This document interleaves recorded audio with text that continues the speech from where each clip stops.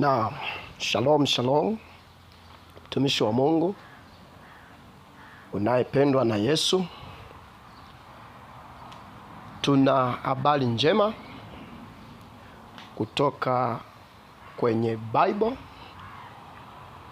hususan pale maandiko yanaposema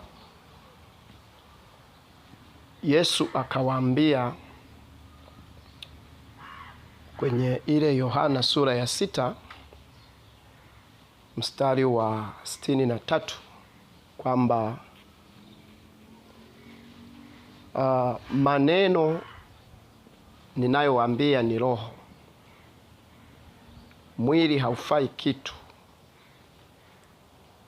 bali maneno haya ninayowaambia ni roho, tena ni uzima. Alafu kisha akawaambia Mafarisayo kwenye Yohana sura ya 5 kianzia mstari wa 49 na kuendelea, akasema, mwayachunguza maandiko, mnadhani kwamba mna uzima ndani yake. Sasa kwenye Yohana 6:63 amesema maneno haya ninayowaambia ni roho, tena ni uzima. Maana yake kuna neno, kuna andiko. Kuna neno, kuna andiko. Lakini wengi husema andiko ndilo neno na neno ndilo andiko.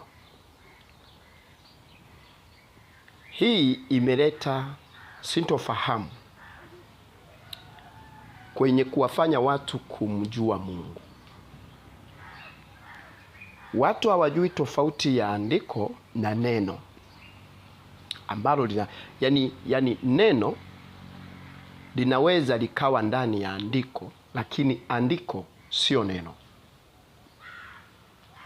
Ni kama hivi, Mungu anaweza kawa ndani ya mtu, lakini mtu mwenyewe sio Mungu. Sijui kama tunaelewana. Sasa vitu kama hivi vya wewe kuelewa tofauti ya neno na andiko ndivyo vinavyokufikisha kwenye kiwango cha kusikia sauti ya Mungu kwa urahisi na kwa uwazi. Ukumbuke, mtu wa Mungu, watumishi wengi wa Mungu hawasikii sauti ya Mungu kabisa. Nataka nikwambie kitu hicho. Lakini wengi ni waongo. Ni waongo hivi. Utasikia mtumishi wa Mungu anaongea kwa urahisi sana, nasema nikasikia Mungu ananiambia nifanye 1 2 3. Kiukweli hajasikia Mungu akiongea. Ame experience lugha hiyo, lakini kiukweli Mungu hajaongea. Na hii ni kwa sababu watu wengi wamejengwa kwenye ufahamu wa kuelewa andiko, hawajajengwa kwenye ufahamu wa kuelewa neno. Kwa hiyo hawajaelewa tofauti ya neno na andiko. Wao watu wanafikiri kwamba andiko ndio neno na neno ndio andiko. Sasa kwa kukosa haya maarifa, maandiko yamewachanganya. Maandiko yamewachanganya. Anakuja kwa mfano, anakuja kwenye waraka wa kwanza wa Yohana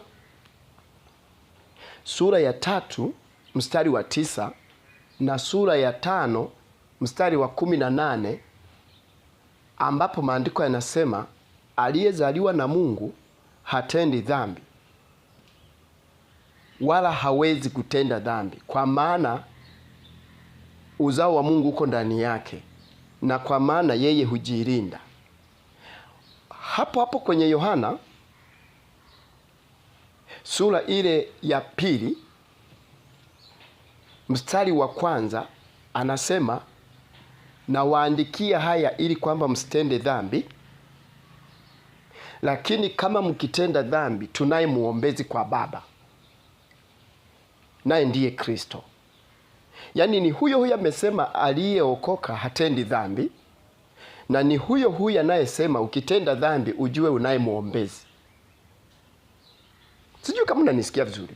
Na ni huyo huyo kwenye waraka wa kwanza wa Yohana sura ya kwanza mstari wa 8 mpaka wa 9, ndo huyo huyo anayesema kwamba tukisema hatuna dhambi tunajidanganya, wala kweli haimo ndani mwetu.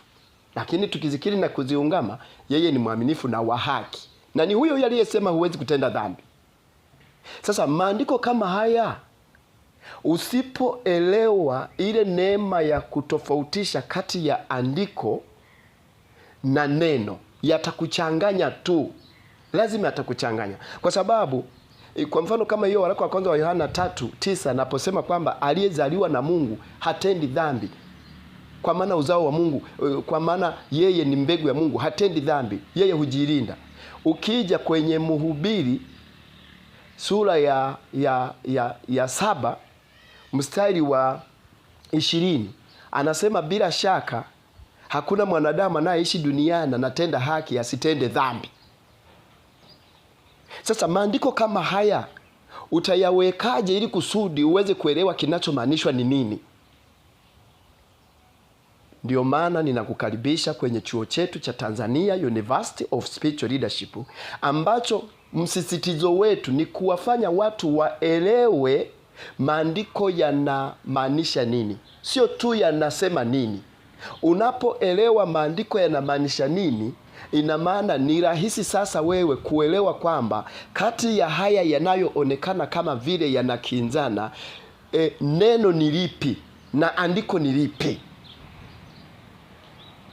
Pindi utakapoelewa tofauti ya andiko na neno, ina maana hata wokovu wako utauona jinsi ambavyo unakuwa ni wokovu ambao umeambatana na sauti ya Mungu. Watu wengi hawasikii sauti ya Mungu kwa sababu hawajafika mahali pa kutofautisha kati ya andiko na neno.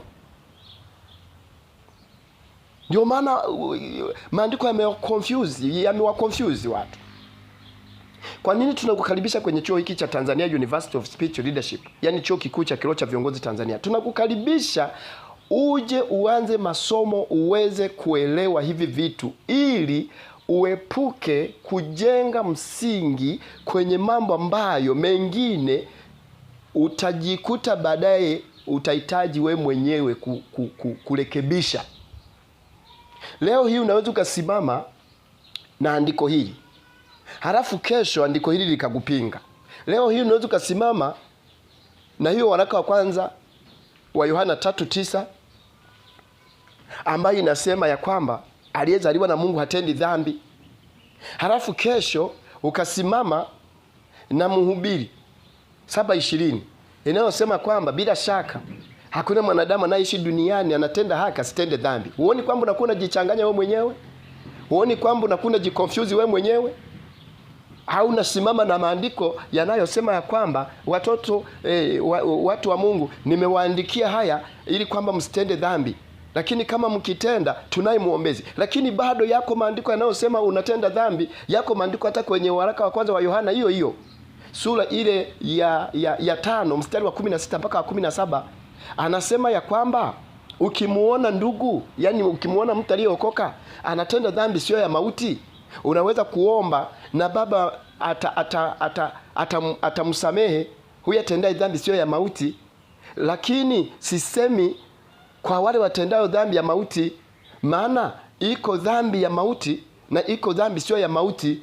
Na kamalizia kwa kusema kila tendo lisilo haki ni dhambi. Sasa angalia mstari wa 16 anasema ukimwona ndugu yako anatenda dhambi isiyo ya mauti. Kumbe na maana watakatifu wanatenda dhambi, lakini amesema aliyeokoka hatendi dhambi, na aliyesema ni huyo huyo Yohana. Hapa wewe unagundua nini?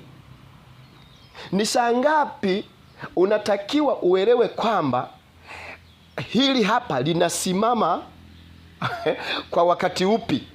Yaani kwa mfano ni saa ngapi unatakiwa uelewe kwamba waraka wa kwanza wa Yohana 3:9 anaposema aliyezaliwa na Mungu hatendi dhambi. Halafu ni saa ngapi unatakiwa uelewe kwamba mkitenda dhambi mnijue mnaye mwombezi.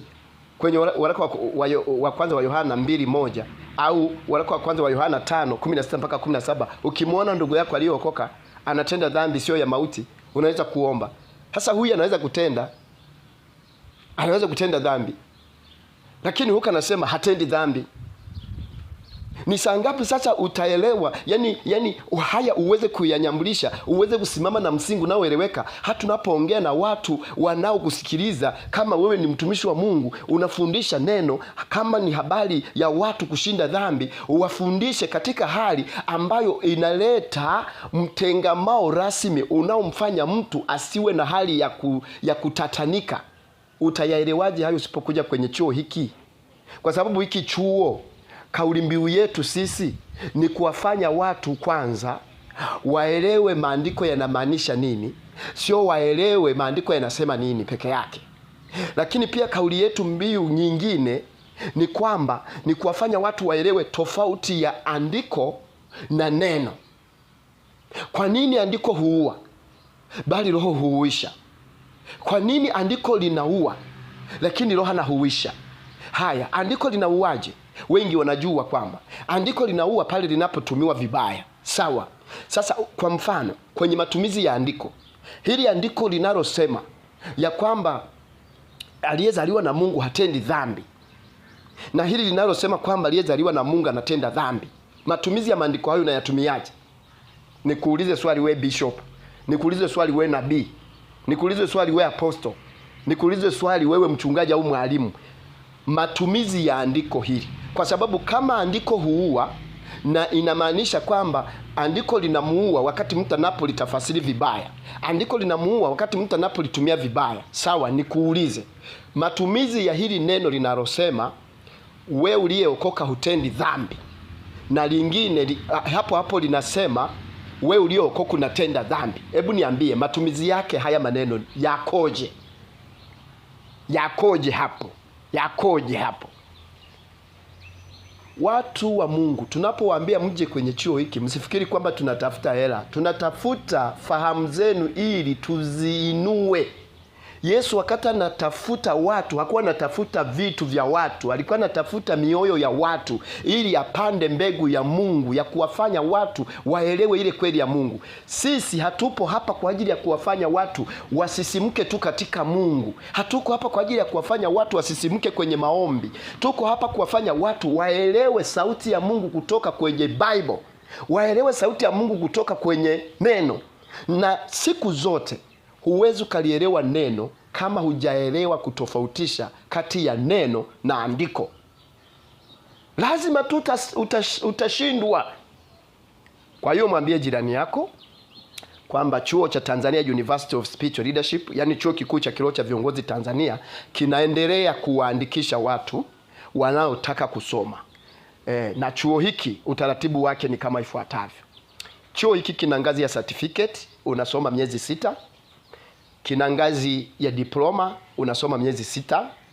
Kina ngazi ya degree, unasoma miezi 6. Kina ngazi ya masters, unasoma miezi 6. Kina ngazi ya doctorate au PhD, unasoma miezi 6. Ada zake ni rahisi. Kwenye ngazi ya certificate unalipa $10 tu kila mwezi. 26,000 sio hela nyingi, ambao unakuwa unatoa kila mwezi. Unasoma miezi 6, unakuwa umehitimu. Na mafunzo yetu ni ya ngazi ya university, ni ya kiwango cha juu, ni ya kiwango cha kiroho. Na kwa wale ambao ni watumishi wa Mungu wanapenda kuwa viongozi wazuri kwenye huduma wanazozifanya, hiki chuo kinakufaa. Ndio maana mpaka sasa tuna wanafunzi wengine wanatoka nje ya nchi, wengine wanatoka Namibia, wengine wanatoka South, wengine wanatoka wapi, sehemu mbalimbali, wanasoma kwenye chuo hiki.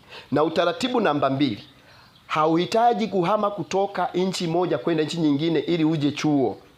Wewe unasoma kwa njia ya online, kwa njia ya WhatsApp. Tunakutumia masomo kwa njia ya WhatsApp. Kwa hiyo wewe ukiwa tayari, unatuletea namba yako ya WhatsApp. Tunaanza kuwa tunakutumia masomo kwa njia ya kusoma na kwa njia ya kusikiliza. Kwa hiyo unasoma kwa muda wowote, unasikiliza kwa muda wowote. Hautukupangii kwamba lazima saa fulani ukae darasani usikilize. Hapana, utasikiliza kwa muda unaotaka. Kwa hiyo hiki chuo ni kizuri, mtumishi wa Mungu, usikiache. Na masomo tunayoyafundisha ni ya ufafanuzi wa kiwango cha juu. Usiache kuja kujifunza eti kwa sababu pengine chuo hiki kina misingi ambayo haifanani na misingi ya mapokeo ya dhehebu lako. Elimu ni kama bahari, haina mwisho. Wewe kama umesoma kwenye vyuo mbalimbali lakini hujapata siri au hujapata neema ya kupita kwenye chuo hiki cha Tanzania University of Spiritual Leadership, hebu pita na hapa. Yawezekana kuna kitu utakiokota na kitakusaidia kwenye huduma yako. Tunayo mafunzo ya aina mbalimbali ambayo yana viwango vya juu sana vya kiroho, ambayo yanakufanya uelewe vitu ambavyo watu wengi hawavielewi au watu wengine wanavielewa tofauti. Tuliwaambia watu jinsi tunavyofundisha na kuwasaidia watu kuelewa pia hata ule ukweli wa kuhusu ndoa ya wake wengi. Vyuo vingi vinapofundisha kuhusu ndoa vinasahau kufundisha pia kuhusu ndoa ya wake wengi. Wanafikiri kwamba ndo dawa. Kumbe watu wanapokuwa hawafundishwi kuhusu ndoa ya wake wengi, kwa nini Mungu aliruhusu? Watu hawafundishwi hiyo na hawajui. Wanafikiri kwamba ndo dawa, kumbe ndo wanawafanya watu waendelee kuwa wazinzi. Hapa kwenye chuo hiki tuna kozi pia ambayo inafundisha na kufafanua kwa kina jinsi Mungu alivyoleta ndoa ya mke mmoja na ndoa ya wake wengi, na kwa nini hizi ndoa mbili Mungu amezihalalisha kibibilia. Lakini kwenye madhehebu hii ndoa ya wake wengi imekataliwa. Na sababu kwa nini imekataliwa, ukija kwenye chuo hiki utajua sababu kwa nini ndoa ya wake wengi ilikataliwa kwenye madhehebu, lakini kwa Mungu inakubalika. Utajua sababu kwa nini, kwa mujibu wa maandiko. Kwa sababu ndoa ya mke mmoja inakubalika kwenye Agano la Kale na kwenye Agano Jipya, na ndoa ya wake wengi inakubalika kwenye Agano la Kale na kwenye Agano Jipya. Ila kwenye Agano Jipya maandiko ambayo yanatumiwa ili kusudi kuifuta ile ndoa ya wake wengi, utaona jinsi ambavyo yanatumiwa kwa kusudi la kutetea yale ambayo wale walioiondoa walitaka iwe.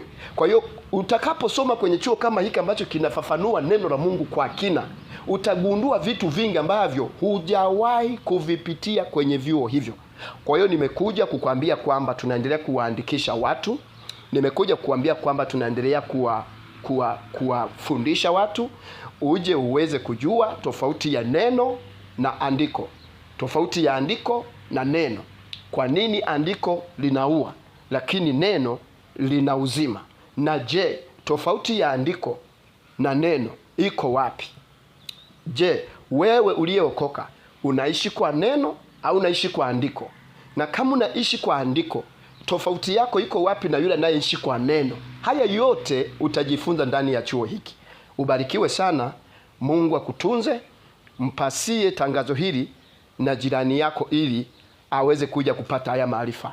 Ni chuo cha kipekee kabisa ambacho kinaitwa Tanzania University of Spiritual Leadership, yaani chuo kikuu cha kiroho cha viongozi Tanzania. Utashangazwa na ukweli utakao kutana nao kwenye chuo hiki.